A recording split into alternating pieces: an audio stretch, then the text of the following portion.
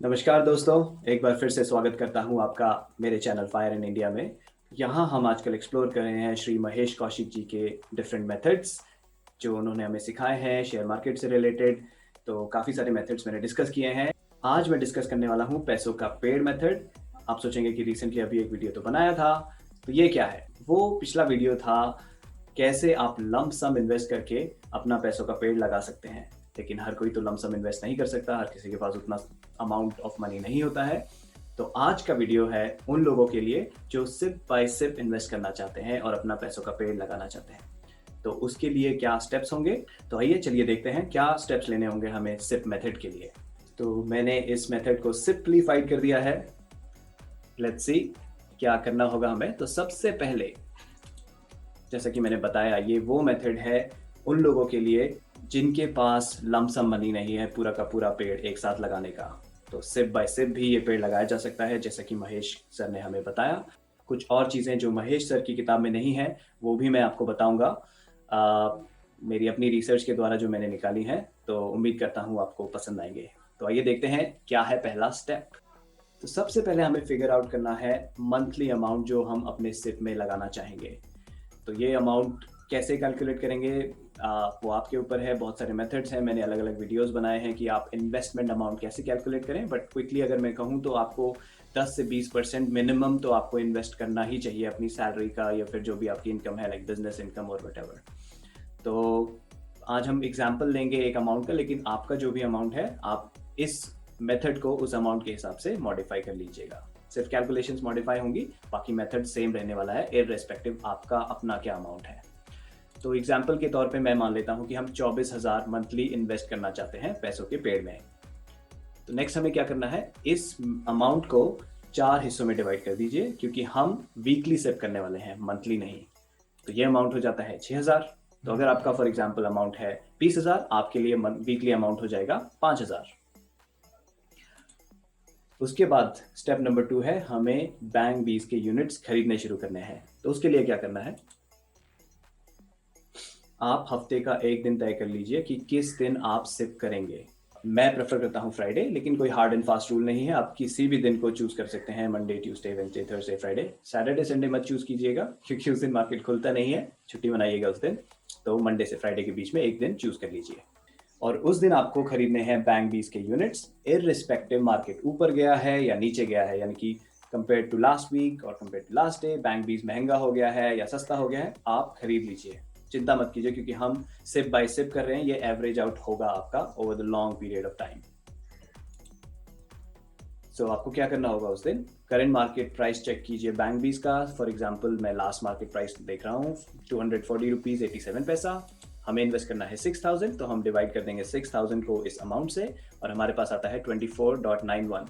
हम इसे round up कर देंगे ताकि नियरेस्ट होल नंबर पे पहुंच जाएं। तो ये होगा 25। तो हम 25 यूनिट्स खरीद लेंगे बैंक बीज के।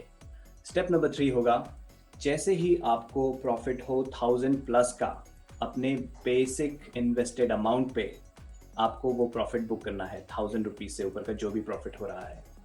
तो आप कैसे कैलकुलेट करेंगे प्रॉफिट को, करेंट मार्केट वैल्यू जो है टोटल यूनिट्स जो अभी तक आप खरीद चुके हैं इनटू करेंट मार्केट प्राइस, वो है आपकी current market value, minus base invested amount.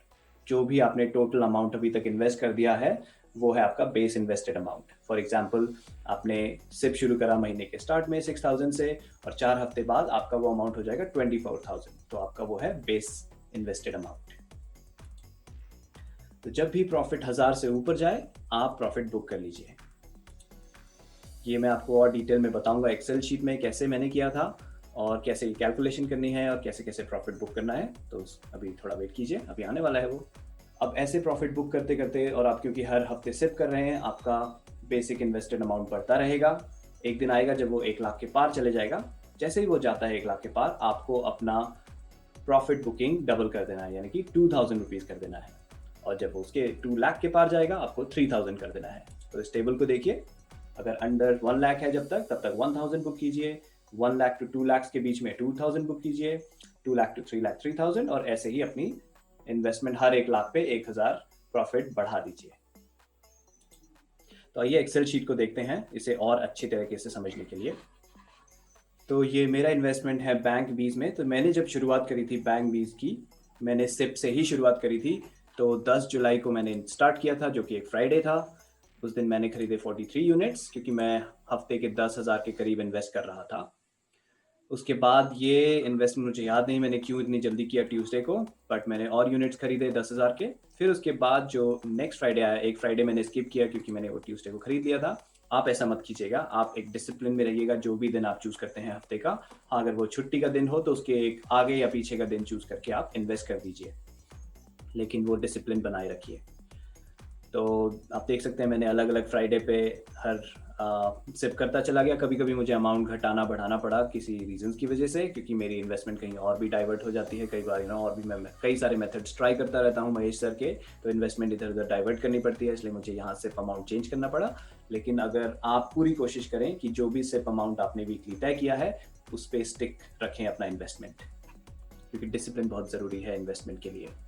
मेरे जैसे और महेश सर जैसों के लिए रिसर्च भी करनी पड़ती है हम लोगों को, तो हम थोड़ा इधर उधर वेरी करते हैं, लेकिन आप लोग कोशिश कीजिए फिक्स रखें उसे। तो आप देखेंगे कि इन्वेस्टमेंट चलता रहा। और यहाँ मैंने इस एक्सेल शीट में फॉर्मूलाज लगा रखे हैं ताकि मुझे पता चल जाए कि कब मेरा इन्वेस्टमेंट 1000 से ऊपर गया। तो अगर आप इस कॉलम को देखें, profit loss on basic investment, यहाँ कैलकुलेशन देखिए तो टोटल इन्वेस्टेड अमाउंट मेरा तब तक का इतना था और मार्केट वैल्यू इतनी आ रही थी। उन दोनों को माइनस करके ये आ रहा था 245 नेगेटिव, यानी कि मैं लॉस में चल रहा था, तो मैं कोई प्रॉफिट नहीं बुक करूंगा। यहाँ आके ये प्लस में जाने लगा, अप टू 852 प्लस में गया, लेकिन फिर नीचे आ गया, तो मैंने कोई प्रॉफिट बुक नहीं किया। लेकिन जैसे ही ये 1000 के ऊपर गया इस दिन, यहाँ मैंने 1133 का प्रॉफिट बुक कर लिया। ये था मेरा पहला प्रॉफिट। फिर अगले दिन वो और ऊपर गया तो मैंने 2293 का और प्रॉफिट बुक किया। फिर वो नीचे आया 734 पे उस तीसरे दिन, मैंने कोई प्रॉफिट बुक नहीं किया क्योंकि वो 1000 से नीचे था। फिर जैसे जैसे आप देखेंगे यहाँ पे सारे मैंने मार्क किए हुए हैं, जिस जिस दिन मैंने प्रॉफिट बुक किया उस दिन यहाँ पे आप प्रॉफिट देख सकते हैं। तो इस तरह से आप अपनी साइकिल को भी चलाते रहिए, सिप करते रहिए हर हफ्ते, और जब जब 1000 के ऊपर प्रॉफिट आए प्रॉफिट बुक कीजिए। तो चलिए वापस चलते हैं अपने पावर पॉइंट में। स्टेप नंबर 4, सिप करते करते एक दिन ऐसा आएगा जब आपका बेसिक इन्वेस्टेड अमाउंट इक्विवेलेंट हो जाएगा एक बैंक निफ्टी के लॉट के बराबर। उस दिन से आपको मेरा मेथड फॉलो करना है, जो कि मैंने पिछले वीडियो में बताया था। उसका लिंक मैं इस कार्ड में दे रहा हूँ और डिस्क्रिप्शन में भी। आप उस वीडियो को देखिए कि इसके बाद आपको क्या करना है।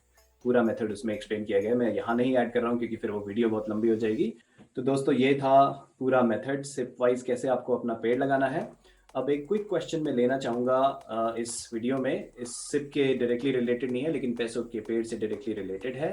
कई सारे सब्सक्राइबर्स का एक कन्फ्यूजन है कि जब हम कॉल राइट करते हैं और जब वो एक्सपायरी के दिन सेटल होता है तो हमें बहुत STT ज़्यादा देना पड़ता है या ब्रोकरेज कितना देना पड़ता है। कहीं उन लोगों ने सुना कि ब्रोकरेज बहुत देना पड़ता है या STT बहुत ज़्यादा लग जाता है अगर कॉल आउट ऑफ मनी हो, यानी कि आप लॉस में चल रहे हो, बायर को पे करना हो आपके लिए आपको। तो उसके लिए मैंने उनको कमेंट्स में तो बता दिया है कि ऐसा कुछ नहीं है, एटलीस्ट जीरोधा में तो कुछ नहीं है, और निफ्टी इंडेक्स में, बैंक निफ्टी में ऐसा नहीं है।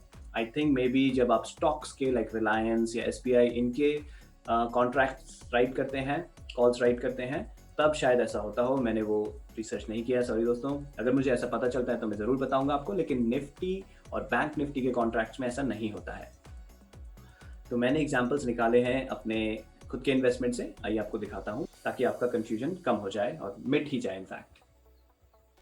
तो ये दो मेरे कॉल राइट किए हुए हैं, आप इसे पॉज करके देख सकते हैं यहाँ पे कि क्या क्या डिटेल्स हैं। बेसिकली जिस स्ट्राइक प्राइस पे मैंने राइट किए थे, on the day of expiry market उससे ऊपर था, यानी कि आउट ऑफ मनी चला गया था, तो उस पर मुझे बायर को पे करना पड़ा। लेकिन इन दोनों ही केस में जो मुझे ब्रोकरेज लगा वो यहाँ है। तो ये है बैंक निफ्टी का ब्रोकरेज, तो आप देख सकते हैं बहुत ही मिनिमम लाइक 25 और 24 रुपीज़ लगे हैं।